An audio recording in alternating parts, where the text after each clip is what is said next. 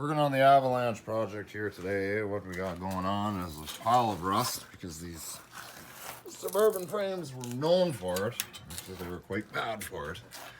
So, yeah. Drop the tank right in the usual spot. This is where it usually starts to, get real thin. What we got going on here is a fresh piece of plate in there. And a fresh piece of plate over here. I'll drill a hole for my fuel tank strap. She's quite tough. She's quite tough. This is what years of neglect of not rinsing out the underside of your frame will do to your vehicle. Mind you, we got some undercoating over here, which kind of saved the rest of the truck. What I'm going to do along in here, the funny thing is the inner rockers aren't horrible. Usually they go. It's a little scaly over here, I won't lie, but I can clean that up. And, I'm just going to dump some Pour 15 on it. That stuff's expensive, but whatever. I'll get a quart for now and I'll dump it right in here. I'll paint this whole section right where the fuel tank is, and then I can put the fuel tank in and I'll think about doing the rest of the truck. I mean, over there is good. That side of the frame isn't bad. It looks like it's been oiled at one point of its life. Cross member where the transmission and transfer case are, it looks pretty good. It's just right here. Pretty hideous. I was gonna do a frame swap to this. Actually, I bought the truck for next to nothing because I wanted the engine. There's a healthy, LS engine in here. Starts up all the time. I think the starter might, need to be replaced. It clicks sometimes. I got a power steering leak up front. The truck's been sitting in here for a week and there's quite a puddle in it. I thought it was leaking from the... What's the matter with you, blue eye? I thought the power steering cooler was leaking and told just to bypass it and call it a day. But I actually think it's leaking from the pump. So we got some nice steel plate in here. This thing's solid. It'll break somewhere else, but it'll never break here. So it's all good to go. So I need to get the fuel tank in. By the sound of it, I'll have to let the dog out for a pee, but it's not horrible. There is sections of the original rocker in here, which is actually kind of weird, except we got some kind of funky... Wow. This is not my craftsmanship, I can assure you. So, this is an Avalanche without the factory cladding. And, yeah. So that's the best I can do. Windshield's good. The rest of the body is actually not that horrible, to be completely honest. I've seen a heck of a lot worse. The doors, I'm going to clean up a little bit of that. It is surfacey. I wouldn't take a sandblaster to it, but, it is not horrible. So I'm going to just put a little bit of paint on that, clean it up, get the oil off of it. I have seen these doors totally rot right out. And, like I say, it's been oiled at one point. But then this one's good. The funny thing is this side of the rocker rotted out. And usually the door will go right after.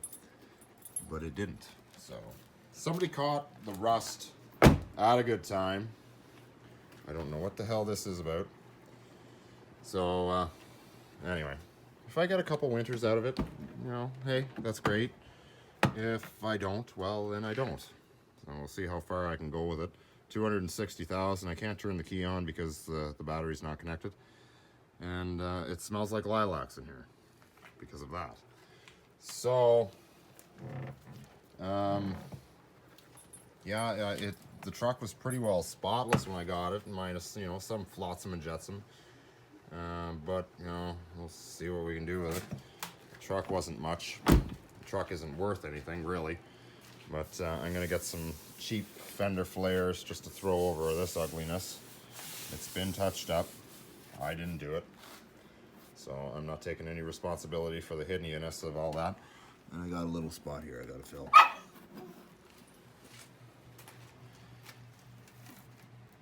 Attitude. So, considering all things considered, if I, in hindsight, if I get the winter out of it, great. And if I decide that the truck is worth trying to save, Maybe I'll do a frame swap to it someday, like my father's. My father absolutely loved these trucks. These trucks were hated upon. In 2002, it did win Motor Trend's Truck of the Year for 2002, but like I say, not a lot of people like them. If you read up on some forums about these trucks, some people are claiming they had an 07, and by 2013 the frame was rotten if you lived up in the north. So these truck frames, Suburban chassis, were known to rot, supposedly, and I don't know if GM ever did anything with them. Probably not. Make it look good enough for the lot, and then once it sells, it's somebody else's problem, more or less. So, you know. But we're just gonna make it safe, and you know, if it's all goes good, you know, we'll get a couple years out of it, and use this as when the weather is really bad.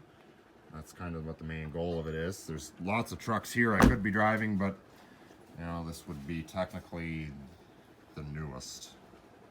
It would so. She's a wet, gloomy day here today. We're flooded in with a lot of snow. A lot of wet. And now we're in for like a little bit of a flash freeze. So yeah, that's all that I got to say about this. You know, we're gonna pluck away at it slowly, me and the dog. This is my new puppy. I named her Sky. I lost my dog, my German Shepherd. Oh, you're gonna leave, huh? Just hoping to get a glimpse of your... Yeah, anyhow. So, nice blue eyeballs. Except just the one. Anyway, it's my first Rottweiler, actually. There's a Rottweiler Husky mix, which is kind of a unique combination. I always wanted a Husky. I've had Huskies, Husky Shepherds, but now I have a Husky Rottweiler, which is kind of a unique combination. I never thought I'd ever have one of those. Very good, well-behaved dog. So yeah, interior's cleaned up. I mean, I threw some armor all on it. You know, it looks like it was a typical daily driver, I guess, with 260 on it. And the engine runs great. Somebody took care of it within reason. I mean, even, you know, usually the seats are all tore to hell. I mean, actually, this doesn't look too bad. So, considering it's darn near 20 years old, this truck. So somebody definitely looked after it within reason, but just never looked after the underside of it. So, you know, my father was bad for that too. And now his frame is no good either. A lot of dust on it. I compounded it. You can see the rust on the roof, all that aluminum oxide. So anyhow, just give me a minute. Oh yeah, 5.3 with a pack of darts, 4L60 trans.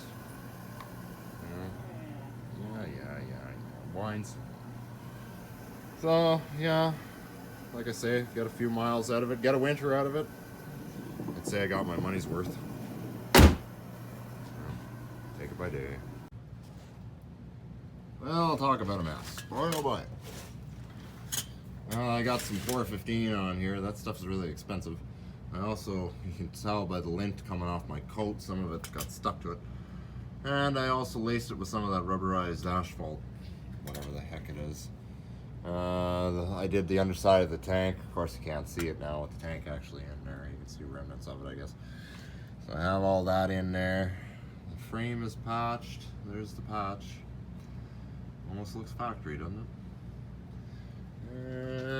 New straps, new bolts, a new hanger made for this. So it's all good there. And everything's all bolted up. The rocker panel's a little swipe at that stuff as well. You know, within reason. I ran out, of course. I'm not going to have enough to do the whole truck. But I mean, whatever. It's a winter beater. I also did the wheel wells. Yeah, finished it up in there. So you know, it seems like everybody seems to be raving about this 415. I've never used it before, so I mean, what the heck, right? If it works, it works. All good.